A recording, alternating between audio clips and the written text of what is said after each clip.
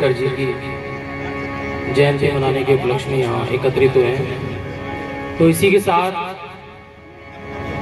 भगवान बुद्ध की एक साथ जयकार लगाएंगे। भगवान बुद्ध की, भारत रत्न बोधिसत्व बाबा साहब अम्बेडकर की।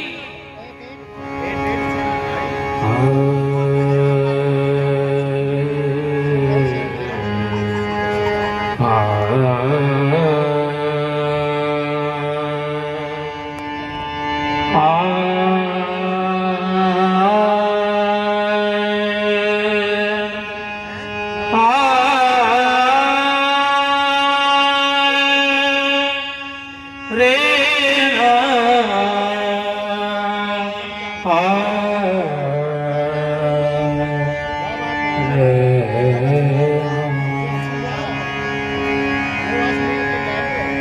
भो